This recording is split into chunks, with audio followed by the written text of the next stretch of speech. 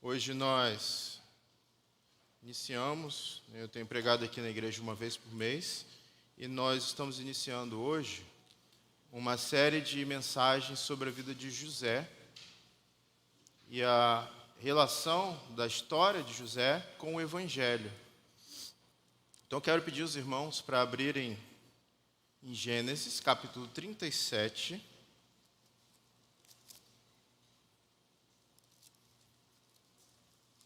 Gênesis 37, versos 1 a 11. Vou pedir aos irmãos para deixar aberto aí, a gente já vai ler o texto. Essa história de José, irmãos, ela vai nos ensinar lições muito preciosas a respeito da providência de Deus. E ao caminharmos por essas exposições, permitindo o Senhor, nós vamos perceber o triunfo da graça de Deus na vida de José e como que as boas notícias do Evangelho, elas podem ser notadas ao longo dessa jornada. São lições muito preciosas. E não tem como a gente começar falando sobre a história de José sem antes nós considerarmos a natureza do livro de Gênesis. Irmãos, o livro de Gênesis é sem dúvida uma grande mina de ouro. É um livro não somente extenso, mas um livro de uma densidade absurda, incrível. Tudo que nós sabemos, por exemplo, sobre teologia, antropologia, sobre soteriologia, cristologia, escatologia e tantas outras logias, começa aqui em Gênesis. Então, se nós queremos aprender corretamente a respeito da história de José, se nós desejamos avaliar de forma correta a trajetória de José, então nós precisamos considerar a maneira como essa história se encaixa no grande quadro, no quadro mais amplo do livro de Gênesis. E ao fazermos isso, nós vamos conseguir compreender a vida de José, tanto no seu contexto histórico correto, quanto no seu contexto teológico correto. Uma das coisas importantes de mencionar aqui é que o livro de Gênesis possui alguns marcadores naturais que foram postos ali pelo seu escritor, Moisés. Né? São 11 seções e elas são chamadas, uma palavrinha no hebraico chamada Toledot. Né? Toledot é uma palavra hebraica para gerações, ou também pode ser entendido como genealogia, ou até mesmo a linhagem familiar. E a cada uma dessas a gente vai percebendo que vão sendo acrescentadas informações muito importantes que querem dizer algo mais, algo além com aquelas informações, e a gente vai montando as peças desse quebra-cabeça até que o grande quadro seja exibido. Essa palavra em português é traduzida aqui no texto sagrado como estas são as gerações de. Então, sempre que vocês verem em Gênesis este termo, estas são as gerações de, no original ali está escrito Toledot, né? Então está sendo contada ali a história de uma genealogia, a história de um grupo familiar, e aquilo quer dizer alguma coisa para a gente. Então, a partir, por exemplo, do Toledot da queda, não é, todo o restante da história da redenção vai ser desenvolvida. Lá em Gênesis 3,15, nós temos a primeira apresentação, ainda que embrionária, do Evangelho. É o chamado proto-evangelho, não é? Que o texto diz: porém inimizade entre ti e a mulher, entre a tua descendência e o seu descendente. Este lhe ferirá a cabeça, e tu lhe ferirás o calcanhar. Irmãos, vai ser a partir dessa promessa da linhagem, que a linhagem de Adão, ela vai ser traçada e vai chegar até Cristo. Nós vamos ter também, por exemplo, um outro marcador importante, que é a Toledot de Noé, que vai estar lá em Gênesis 6:9. E ela vai apontar para uma transição entre a queda e o dilúvio. Deus vai resolver por um fim aquela geração perversa, aquela geração marcada por pecados muito abomináveis e desejos insaciáveis daqueles homens. E essa é uma geração tão importante na história da redenção, que Jesus vai citar os dias de Noé, falando sobre a sua segunda vinda. Assim como Pedro vai fazer isso como um símbolo do juízo vindouro. E aqui há uma clara conexão entre essa Toledot e a história de José. É uma história de preservação dos eleitos de Deus, pela mão poderosa do Senhor, em meio à catástrofe, em meio ao caos, em meio ao juízo divino. No caso de Noé, aconteceu em meio ao dilúvio. E no caso de José, aconteceu em meio à grande fome que assolou aquela região. E a história vai avançar, irmãos, e nós vamos pular algumas dessas 11 Toledotes, mas vamos chegar à Toledot de Ismael. Ismael, lembrem os irmãos, ele não era a semente prometida, apesar de ser o filho primogênito. Mas, na verdade, Ismael, ele representa a tentativa de Abraão e Sara de criar a sua própria semente por conta própria, ao invés de confiar na promessa divina. Mas o fato é que Ismael vai se tornar um povo.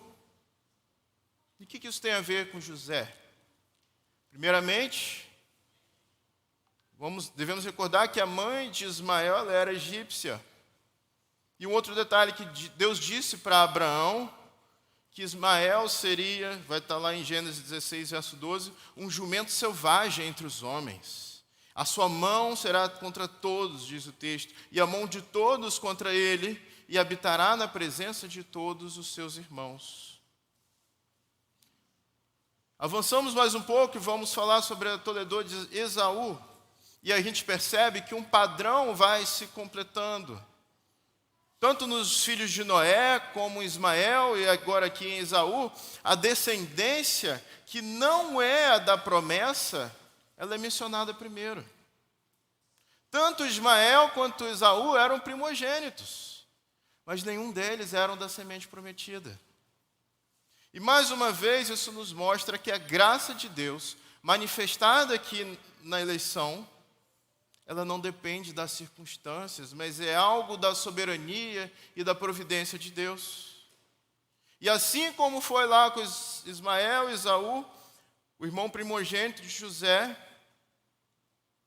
o irmão primogênito de Jacó, não eram da semente prometida.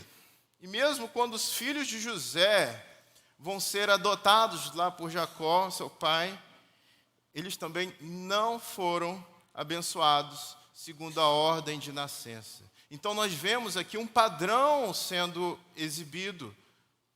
Isso quer dizer algo. E aí, por fim, nós vamos chegar aqui a Toledot de Jacó, antes de lermos o texto. Uma história que vai representar a culminação de toda a história de Gênesis até agora. Isso pode ser notado desde o nascimento de Jacó, que já mostra que a semente prometida não está preocupada em seguir os padrões da tradição humana, em seguir os padrões da primogenitura. Jacó se casa e nos leva de volta ao momento que o servo de Abraão encontra ali a esposa de Isaac. Aí a mudança de nome dele ali, de Jacó para Israel, também vai nos lembrar sobre a promessa de Deus de estabelecer um povo, e essa promessa vai sendo ali cumprida. E embora José seja o filho favorito, ele não é a semente prometida. Embora Raquel seja a esposa favorita, ela não traz a semente prometida. Olha só esse padrão se repetindo e se repetindo. Quem cumpre esse papel, gente, é a outra esposa, que não fazia parte da história romântica, que não recebia cartinhas de amor, nem canções bonitas. Aquela que nunca foi desejada desde o início. E ela vai dar à luz ao primogênito Rúben, depois a Simeão, depois a Levi, o pai do sacerdócio, e depois a Judá, o pai do rei dos reis. E agora a história vai se concentrar em José. E a pergunta é, por quê? Por que que a história vai se concentrar em José, nesse ponto do texto bíblico, se o tema aqui é a continuidade das gerações, a continuidade da semente, e Jacó não é o prometido? Agora sim vamos lá ao texto. Então, capítulo 37, versos 1 a 11. Diz assim a palavra do Senhor. Habitou Jacó na terra das peregrinações de seu pai, na terra de Canaã. Esta é a história de Jacó. Tendo José 17 anos, apacentava os rebanhos com seus irmãos. Sendo ainda jovem, acompanhava os filhos de Bila e os filhos de Zilpa, mulheres de seu pai, e trazia más notícias deles a seu pai. Ora, Israel amava mais a José do que a todos os seus filhos, porque era filho da sua velhice, e fez-lhe uma túnica talar de mangas compridas. Vendo, pois, seus irmãos que o pai o amava mais que a todos os outros filhos, odiaram-no, e já não lhe podiam falar pacificamente. Teve José um sonho, e o relatou a seus irmãos. Por isso, o odiaram ainda mais. Pois lhes disse, rogo-vos, ouvi este sonho que tive.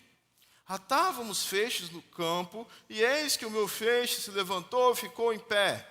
E os vossos feixes o rodeavam e se inclinavam perante o meu. Então lhe disseram seus irmãos, reinarás com efeito sobre nós? E sobre nós dominarás realmente? E com isso, tanto mais o odiavam, por causa dos seus sonhos e de suas palavras. Teve ainda outro sonho e referiu a seus irmãos, dizendo, sonhei também que o sol, a lua e 11 estrelas se inclinavam perante mim. Contando-o ao seu pai e a seus irmãos, repreendeu-o o pai e lhe disse, que sonho é esse que tiveste? Acaso viremos, eu e tua mãe e teus irmãos, a inclinar-nos perante ti em terra? Seus irmãos lhe tinham ciúmes. O pai, no entanto, considerava o caso consigo mesmo. Dá para perceber aqui, né, gente, que o clima naquela família ali não estava dos mais favoráveis, né? Estava digno daquele programa Laços de Família. Como se a coisa já não estivesse ruim por ali, José ainda vai contar o segredo, vai contar o segundo sonho, né, depois do primeiro, e vai deixar os seus irmãos ainda mais enfurecidos, cheios de ódio, cheios de inveja, cheios de ciúmes. Mas o pai, ele repreende, mas guarda aquilo no coração, né? Aqui nós temos diversos temas teológicos, mas um dos temas, irmãos, mais importantes a se destacar nesse pedaço aqui da história de Gênesis é a providência de Deus. A providência na vida ali dos patriarcas. Homens errantes, homens que cometeram pecados terríveis, mas ainda assim, homens por meio dos quais Deus fez a história ser cumprida, fez os seus propósitos prevalecerem, fez o seu povo sobreviver e permanecer. E que bom que a história se dá mostrando os erros desses homens, porque se fosse de outra maneira, nós estaríamos perdidos, nós estaríamos em completa dificuldade. Se não fossem mostrados os pecados dessas pessoas pelas quais Deus faz a sua obra, como nós teríamos qualquer esperança de que Deus faria algo semelhante em nós, pecadores também? Mas aqui, irmãos, nós temos, falando sobre o assunto da providência, às vezes a gente tem uma noção errada sobre a providência, como se ela tivesse assim relacionada somente a coisas boas que nos acontecem. Por exemplo, olha, eu estava passando ali na BR, veio um carro em sentido contrário, meio desgovernado, passou assim a milímetros de distância do nosso carro. Que livramento! Isso foi a providência de Deus. Amém. Não é? Nós costumamos dizer coisas assim. Mas e se a gente tivesse sofrido um acidente de fato? E se nós estivéssemos hospitalizados há 30 dias por conta desse acidente? Ou seja, às vezes nos parece, pela própria forma com que nós nos expressamos, que nós temos uma certa facilidade de enxergar a providência de Deus nas coisas boas que nos acontecem, nos livramentos que nós recebemos. Mas a providência de Deus, ela não se manifesta somente quando essas coisas boas acontecem conosco, ou quando nós recebemos aquilo que nós desejávamos, aquilo que nós oramos por muito tempo e recebemos. Não é assim a doutrina da providência.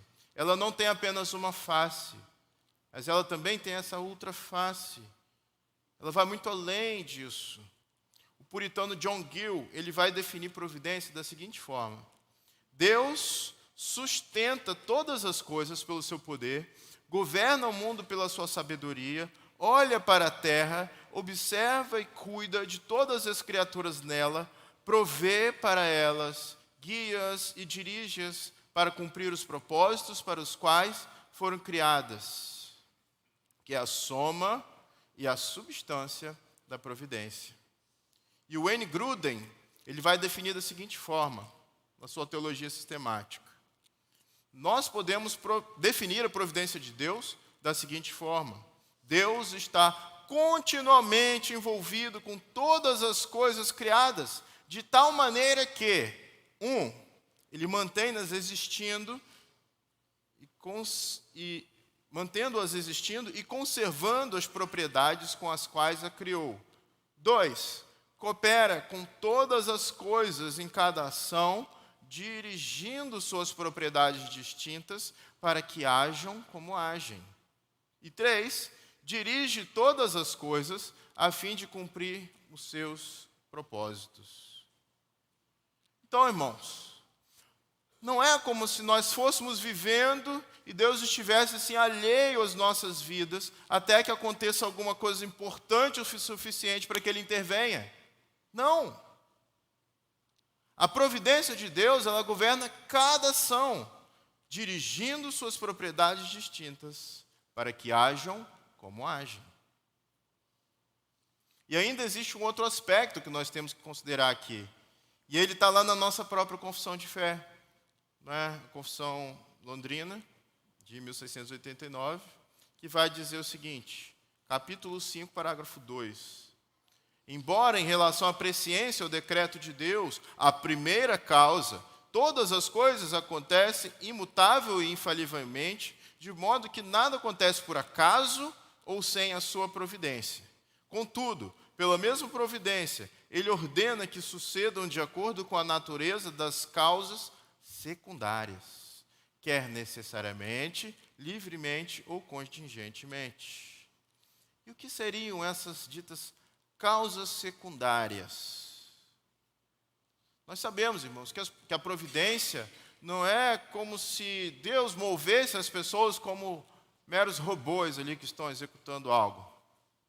Mas na providência divina, tudo é do jeito que é por causa do decreto divino. E, em segundo lugar, Deus coopera com todas as coisas como Ele as fez para cumprir os seus propósitos. E, em terceiro lugar, outra verdade importante aqui sobre isso é que tudo, absolutamente tudo, vai agir de acordo com a vontade de Deus. Saibam essas pessoas ou não. O nosso Deus está nos céus e tudo faz conforme lhe agrada. E aí existe algo que nós precisamos compreender aqui, irmãos. Por causa da queda do homem, toda causa dessas causas secundárias é uma causa falha, é uma causa frágil, é uma causa quebrada, é uma causa pecaminosa. Querem ver só um exemplo? Israel vai pecar, e Deus vai julgar Israel por causa desse pecado.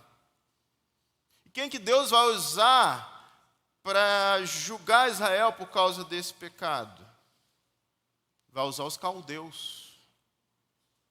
E aí alguém pode perguntar assim, mas espera aí, Senhor. O Senhor vai usar logo os caldeus? Aquele povo terrível, pior que a gente, tão pecadores, tão cheios de maldade para julgar nossos pecados. E aí Deus poderia responder simplesmente assim, meu filho, me mostra aí onde que está a nação perfeita? Onde está a nação que nunca pecou?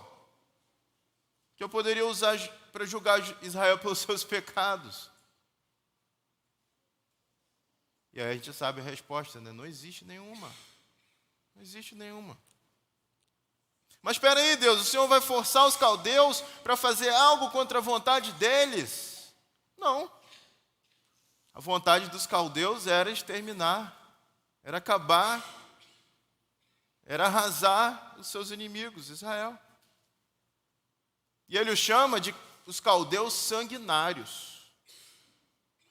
Ou seja, essa causa, irmãos, essa causa secundária que Deus usa são os próprios caldeus, que já são uma nação sanguinária, que já estavam ali espalhando destruição, mas por sua providência, Deus vai usá-los para trazer julgamento para o seu próprio povo. Eles conseguiram exterminar por completo o povo de Israel? Não. Não é? E aí a gente lembra que mesmo o diabo, ele só age dentro dos limites que Deus permite. Nada escapa ao controle do nosso Deus, irmãos. E assim é a providência divina. Deus vai agir usando os caldeus, não porque ele tenha sido surpreendido por isso, mas exatamente porque ele não foi surpreendido. E é assim que é a providência de Deus. Sabe quando a gente entende, irmãos, o que é a providência de Deus? É quando nós reconhecemos que mesmo o nosso pior dia também vem das mãos do Senhor. Mesmo o nosso pior dia também vem das mãos do Senhor. A pior coisa que já aconteceu na minha vida, ela também veio das mãos do Senhor. E mesmo assim, poderia ter sido pior, considerando quem eu sou, um pecador miserável. E por último, Deus fez isso para a sua própria glória. Mesmo as piores coisas que nos acontecerem foram feitas para a própria glória de Deus. Então, se Deus permitiu que isso acontecesse, de alguma maneira isso é bom. De maneiras que muitas vezes nós não entendemos, mas isso é bom, de alguma forma. Se nós enxergarmos a providência de Deus apenas quando o resultado dos exames gera alívio, mas nós não enxergamos a providência de Deus quando o diagnóstico de alguma coisa é ruim, então nós não entendemos o que é a providência de Deus. A providência divina não é ter as coisas saindo exatamente do jeitinho que a gente gostaria, mas providência significa Deus estar no controle de todas as suas criaturas e de toda a sua criação. Isso é providência, irmãos. Vocês já pararam para pensar, para reparar, que José ele não tem nenhum pecado relatado aqui no texto bíblico? Isso é uma outra questão interessante.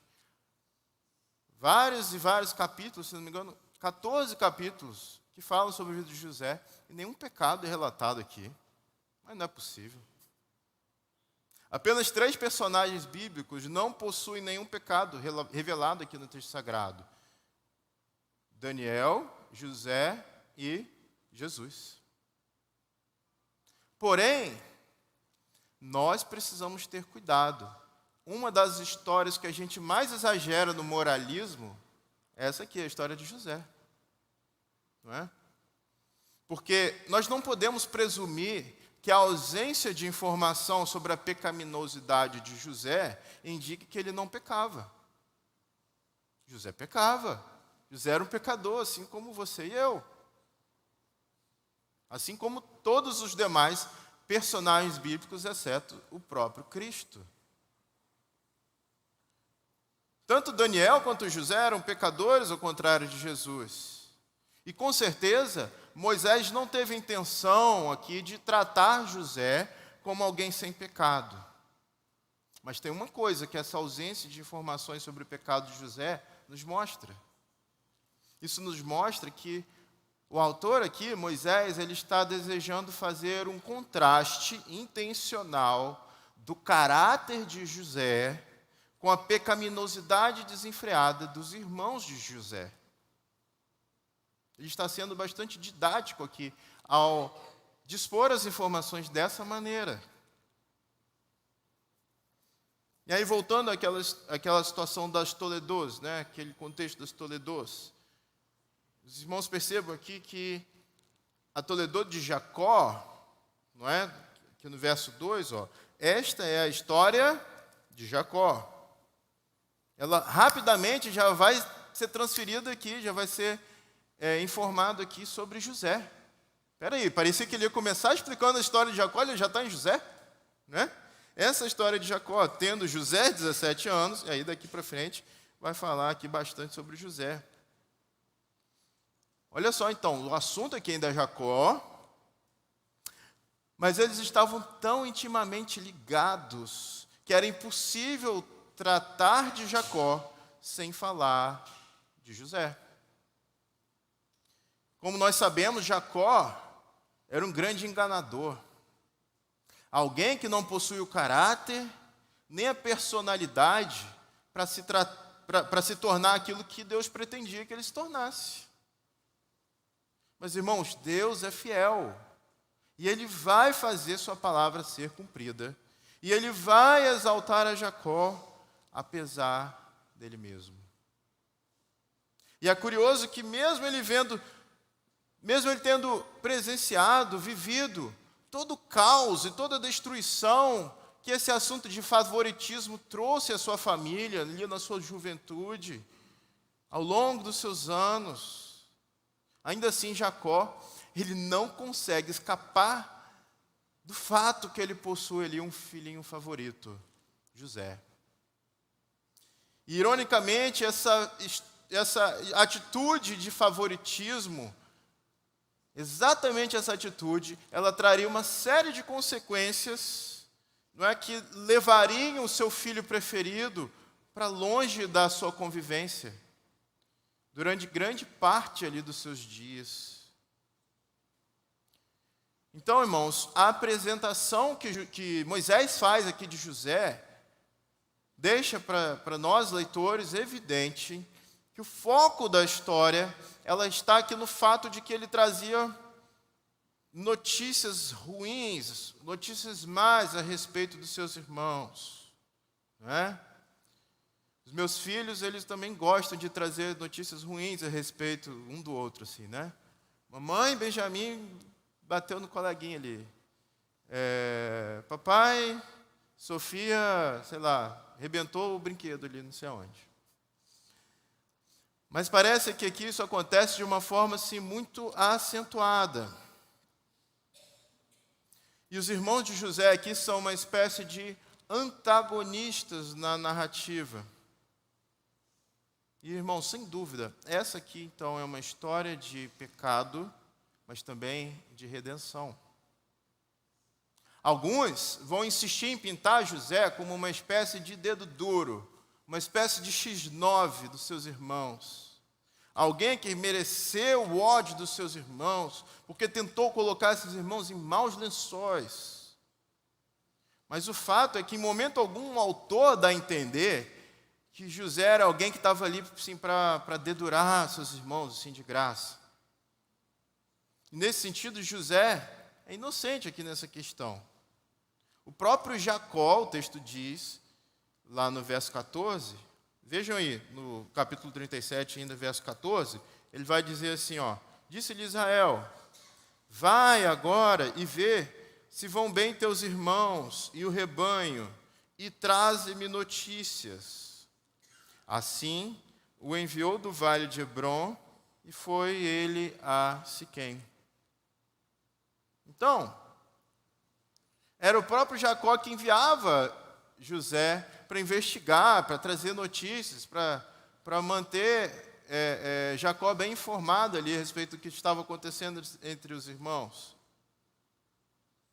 Agora, ao contrário de José, Jacó não era nenhum inocente, não é, nessa história. O texto vai dizer que Israel amava mais a José do que todos os seus filhos, porque ele era o filho da sua velhice. E mesmo com o histórico, então, todo esse histórico, não é, que trouxe problemas para ele ao longo da sua juventude, Jacó ele faz o mesmo que o seu pai Isaque um dia fizera, não é? Ele escolhe José em detrimento dos seus irmãos. Irmãos, tanto Jacó quanto os irmãos de José foram atores pecaminosos nesse sentido, não é? Nessa história. E esses atos, eles só iam ser resolvidos lá na frente, mediante a ação de Deus, não é? Sabe o que isso nos mostra, irmãos? Aqui, ó, é todo mundo pecador, é todo mundo gente que carece de um Salvador. Toda essa história aponta para um Salvador que precisava vir. O tanto que Jacó amava José, os irmãos de José odiavam a José. Os seus irmãos chegaram, inclusive, a tramar para matá-lo. Mas, no entanto, Judá sugere vendê-lo ali, então, como escravo, né, e a vida dele é poupada. E José era alguém que era obediente ao seu pai. Essa obediência, ela brilha e ela contrasta, então, com esse pano de fundo da desobediência dos seus irmãos. José não era somente obediente, mas ele também era persistente em cumprir a missão que o pai havia lhe dado. Tanto que quando ele chega ali no local que ele tinha que ir, José descobre então que os seus irmãos já não estavam ali, mas a vários quilômetros de distância, mas José não desistiu. José não mediu esforços para cumprir a tarefa que o próprio pai tinha designado aqui para ele, então ele vai encontrá-los, mesmo que se o deixe mais cansado, né, e mais exposto e mais vulnerável ali, aquele lugar perigoso. E Jacó vai enviar então ali seu filho José, um menino de apenas 17 anos, numa missão de vários dias. Mas José responde prontamente: eis-me aqui, pai. Então, nós podemos perceber, o Vold Balcon Jr. vai dizer o seguinte: o brilho do caráter de José é visto na magnitude da tarefa confiada, seu compromisso instantâneo e inabalável de obedecer e a persistência com a qual ele busca completar a tarefa. Já aqui, irmãos, os demais filhos aqui de Jacó, eles vão ser apresentados por Moisés, então, como filhos desobedientes, assassinos, cheios de ódio no coração, determinados em fazer tudo, menos aquilo que o pai desejava que eles fizessem. Eles sabiam que José era o filho preferido de Jacó, e eles ficavam enfurecidos, indignados com esse negócio. Vamos ler aí o versos 18 a 24, rapidinho, para a gente pegar um pouco mais desse contexto. De longe o viram, e antes que chegasse, conspiraram contra ele para o matar. E diziam um ao outro: vem lá o tal sonhador. Vinde, pois, agora, matemo-lo e lancemo-lo numa dessas cisternas. E diremos: um animal selvagem o comeu, e vejamos em que lhe darão sonhos. Mas Rúben, ouvindo isso, livrou-o das mãos deles e disse: não lhe tiremos a vida. Mas também lhes disse Rúben: não derramarei sangue, lançai-o nessa cisterna que está no deserto, e não ponhais mão sobre ele. Isto disse para o livrar deles, a fim de restituir ao pai. Mas logo que chegou José, seus irmãos, despiram-no da túnica, a túnica talar de mangas compridas que trazia. E tomando-o, lançaram-no na cisterna vazia e sem água. Então, irmãos, Moisés aqui ele segue expressando esse grande contraste, não é, entre o caráter e as atitudes aqui de José e dos seus irmãos. E ele vai narrar agora a próxima cena, verso 25. Ora, sentando-se para comer pão, olharam e viram que uma caravana de ismaelitas vinha de Gileade. Seus camelos traziam aromatas, bálsamo e mirra, que levavam para o Egito.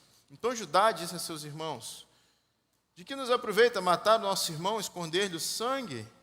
Vinde, vendamo-lo aos ismaelitas, não ponhamos sobre ele a mão, pois é nosso irmão e nossa carne. E seus irmãos concordaram. E passando os mercadores midianitas, os irmãos de José o alçaram e o tiraram da cisterna e o venderam por 20 ciclos de prata aos ismaelitas. Estes levaram José ao Egito. Prestaram atenção aqui, uma caravana de ismaelitas, né? Nós falamos deles agora há pouco.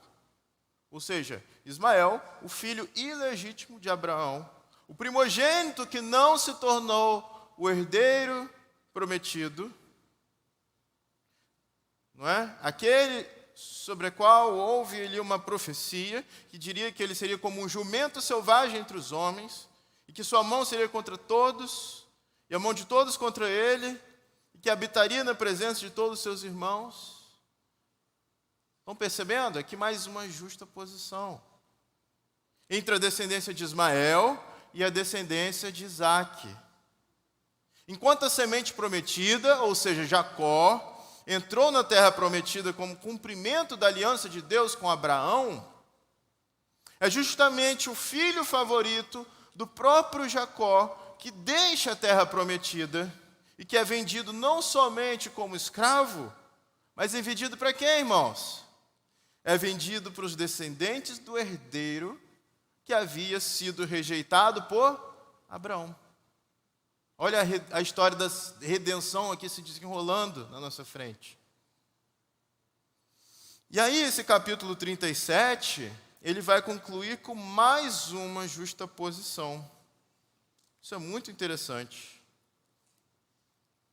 Verso 29. Tendo Rúben voltado à cisterna, eis que José não estava nela. Então rasgou suas vestes. E voltando a seus irmãos, disse: não está lá o menino? E eu, para onde irei? Então tomaram a túnica de José, mataram um bode e a molharam no sangue. E enviaram a túnica talar de mangas compridas, fizeram-na levar a seu pai e lhe disseram: achamos isto, vê se há ou não a túnica de teu filho. Ele a reconheceu e disse: é a túnica de meu filho. Um animal selvagem o terá comido, certamente José foi despedaçado. Então Jacó rasgou suas vestes e se cingiu de pano de saco e lamentou o filho por muitos dias. Levantaram-se todos os seus filhos e todas as suas filhas para o consolarem. Ele, porém, recusou ser consolado e disse: chorando, descerei a meu filho até a sepultura. De fato, chorou seu pai. Entre mentes, os midianitas venderam José no Egito a Potifar, oficial de Faraó, comandante da guarda. Então, irmãos, o pai ali que escolheu um filho favorito tem agora o seu filho tomado. E esse filho vai sendo levado cada vez mais longe da terra prometida. E vai acabar vivendo no Egito. A terra que vai passar a representar opressão e cativeiro por toda a história ali da redenção. Gênesis 37, irmãos, é recheado de lições a respeito da natureza e das consequências da amargura, dos ciúmes, da raiva. Só que Moisés, ao escrever aqui, ele não faz pausas para contar a moral da historinha. Ele traz os fatos e, aos poucos, nós vamos vendo as peças desse quebra-cabeça sendo apresentadas e encaixadas. Jacó tinha, sim, um filho favorito. Os irmãos de José, eles deram, sim, lugar à ira. Planejaram um assassinato no coração. Mas tem aqui verdades muito mais profundas sobre as quais nós devemos refletir. E são verdades que nos afastam de nós mesmos e nos conduzem ao Deus que salva, apesar de nós e da nossa pecaminosidade. Então, eu queria destacar aqui para os irmãos algumas dessas verdades. A primeira delas é que obediência não garante sucesso ou conforto. De novo, obediência não garante sucesso ou conforto. Vocês perceberam, irmãos, que a obediência de José, por muito tempo, ela foi compensada com dificuldades e mais dificuldades na sua vida? José é obediente, mas ele vai parar numa cisterna. José é obediente, mas ele vai parar no Egito. Mal sabia José que quando ele havia saído para procurar seus irmãos, aquela era a última vez que ele saía de casa, a última vez que ele pisaria na terra prometida. José nunca mais voltou para a terra prometida. Aliás, apenas os ossos deles foram trazidos de volta, não é? Nessa cena emblemática ali após o Êxodo. E esse fato, inclusive, é mencionado quando José é citado lá entre os heróis da fé, em Hebreus 11. Perceba, irmãos, José não é simplesmente uma história bonitinha e agradável, na qual o herói ele vai terminar triunfante e vitorioso como governador do Egito. Mas é uma história na qual José paga o preço impensável por um propósito que era muito maior do que ele.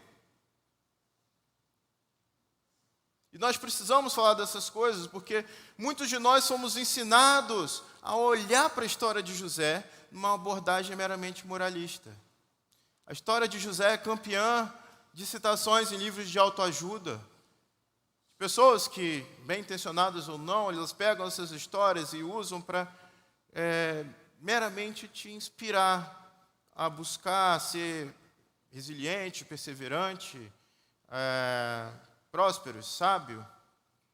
Nada de errado com isso, mas nós não deveríamos parar aí somente, ou nós não deveríamos desvirtuar o propósito original do autor, que não é esse, definitivamente não é esse. A história de José não pode ser resumida a não desista dos seus sonhos. A história de José não pode ser resumida a segure firme que você vai ser recompensado. Mas a verdade é que o povo de Deus, irmão, sofre. E sofre muito mesmo. 2 Timóteo 3,12 vai dizer: na verdade, todos os que querem viver uma vida piedosa em Cristo Jesus sofrerão perseguições. Não foi isso que aconteceu com José? Porém, irmãos, o que mais importa é que nós sejamos firmes em buscar agradar ao nosso Deus. Não tendo em vista sermos imediatamente recompensados, mas sabendo que venha o que vier, ao sermos obedientes ao nosso Deus, a vontade soberana dele vai prevalecer. Nós vamos ser usados por ele para o cumprimento dos propósitos dele.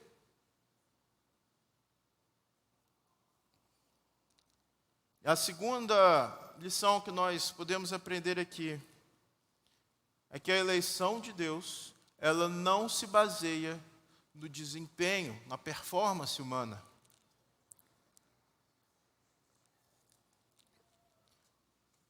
A história de José ocupa 14 capítulos de Gênesis. Dá para perceber que é uma história de grande importância no relato bíblico. Mas apesar disso, José não é da semente prometida. Assim como Jacó havia sido escolhido, apesar de Esaú ser ali o filho favorito de Isaac, José, mesmo sendo o filho favorito de Jacó, ele precisaria abrir espaço para Judá. Em ambos os casos, a escolha das sementes prometidas não tinha nada a ver com algo que eles fizeram para agradar o pai ou alguma coisa do tipo. As Escrituras são claras em nos mostrar que essa escolha de Jacó em detrimento de Esaú vai ocorrer quando, irmãos? Quando os gêmeos não tinham sequer nascido. Eles não tinham nem nascido ainda. Romanos 9:11 vai dizer, a gente estudou com os adolescentes um pouco esse domingo e mais na semana passada. Os gêmeos não tinham nascido, nem praticado bem ou mal. para que o propósito de Deus, segundo a eleição, permanecesse firme, não por causa das obras, mas por aquele que chama.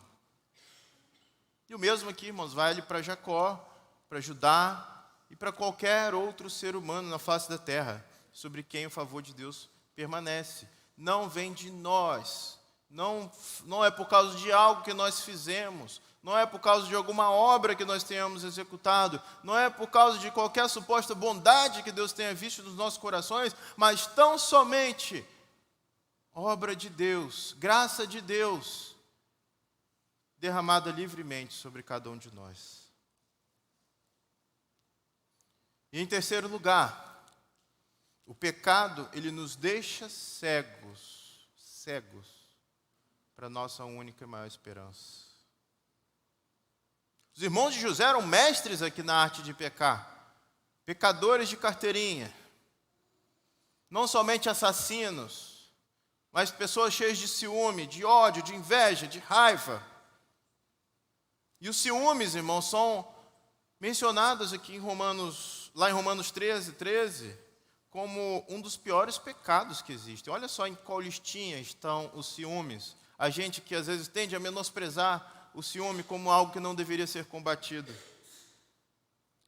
Vai dizer assim o texto: vivamos de modo decente, como quem vive de dia, não em orgias e bebedeiras, não em imoralidade sexual e depravação, não em ciúmes e inveja. Está na mesma lista. Irmãos, sabe por que isso está na mesma lista?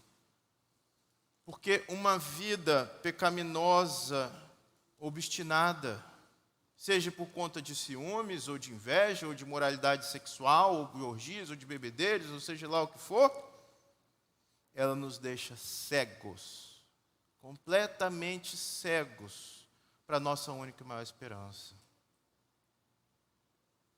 Os sonhos de José, eles apontavam para um papel muito importante que José iria exercer na salvação e na preservação da família dele, em meio a uma fome terrível que estaria por vir.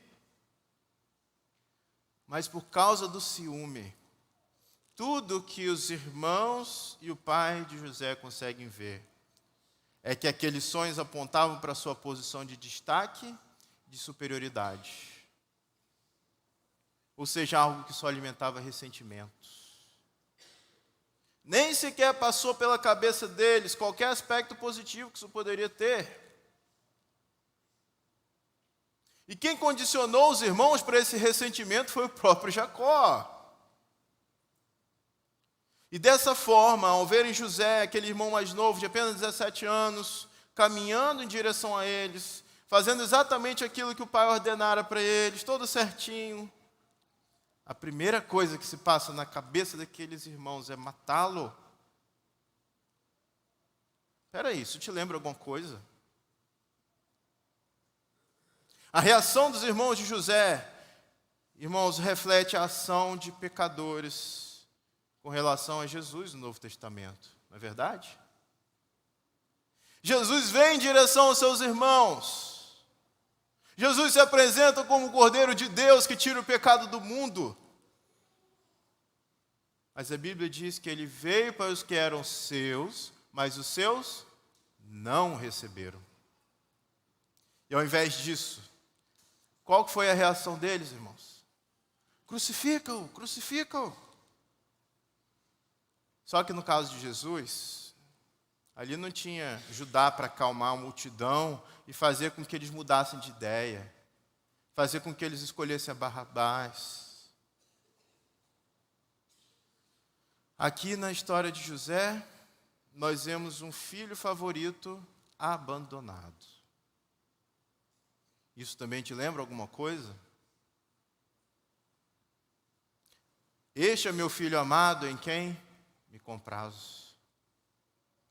O que acontece com aquele filho com quem seu pai diz assim: este é meu filho amado, em quem me comprazo?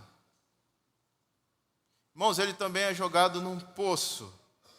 Só que enquanto José foi jogado num poço vivo, Cristo foi jogado no sepulcro, morto, após ser crucificado. Cristo não somente foi desprezado como José, Cristo não somente foi traído pelos seus irmãos como José, mas a obra de Cristo foi realizada para salvar os seus irmãos. Então, alguém poderia chegar para José e perguntar assim, afirmar assim: José, você vai para o poço. Ele falou: não, mas eu não quero ir para o poço. Não, tudo bem, José, que você não quer ir para o poço, porque você vai para a prisão. Você vai sair do poço, mas você vai para a prisão. Não, peraí, eu também não quero ir para a prisão. Ah, não, tudo bem então, José, porque a prisão vai ser depois da escravidão. Não, mas eu também não quero ser um escravo. José, é muito importante que você faça isso. E por quê? Porque você vai salvar os seus irmãos. E é por isso que você vai suportar o escárnio, a vergonha, a dificuldade. E você vai fazer isso para salvar os seus irmãos. Qual que é o nome disso, irmãos? O nome disso é Evangelho. Que o Senhor nos abençoe, nos habilite a viver numa total dependência dEle, independente das circunstâncias. Nós não sabemos quais são os caminhos pelos quais a providência de Deus irá nos guiar. Mas o que nos importa é sermos obedientes a Ele, confiarmos neste Deus que tudo governa. Amém? Vamos orar. Ó Senhor, nosso coração temeroso, nosso coração inconstante e insensato, tantas vezes titubeia diante das dificuldades e desafios que a vida nos traz. Mas faz-nos, Senhor, confiar na Tua forte e poderosa mão, que elegeu um povo para si, e que jamais nos deixa partir. Permite, Senhor, que permaneçamos nos Teus braços de amor, Deus.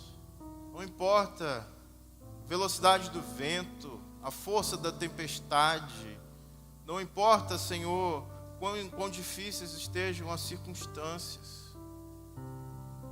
Que possamos confiar, Senhor, no poder do Teu amor, um amor de Pai, um amor que nos recebe como filhos, um amor que triunfa, Deus, sobre o mal e sobre o pecado, um amor que triunfa sobre a maldade dos ímpios, um amor que supera todo e qualquer obstáculo,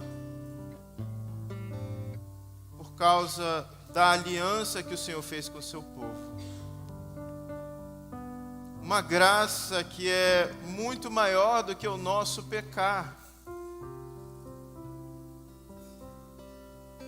e que nos chama a viver uma vida nova e diferente, por causa do que Jesus fez por nós. Aquele que foi jogado no sepulcro, mas depois do terceiro dia ressuscitou. Aquele que suportou escárnios, zombarias, cusparadas, pregos, cravos nas mãos, dores das mais terríveis, indescritíveis, por causa do nosso pecado. Mas que venceu, que triunfou e que está vivo, que intercede por nós à Tua destra, ó Pai. Que este poder da ressurreição, que este poder que triunfou sobre a morte, nos faça olhar para as circunstâncias dessa vida e dizermos que nós também venceremos. Ó Senhor, tem misericórdia do Teu povo, cuida dos nossos corações, Senhor. Guarda-nos em Ti, para que possamos permanecer firmes e fiéis ao Senhor, assim como José fez. Não porque ele era um homem diferente ou melhor do que os outros, mas por causa do triunfo da Tua graça sobre a vida dele.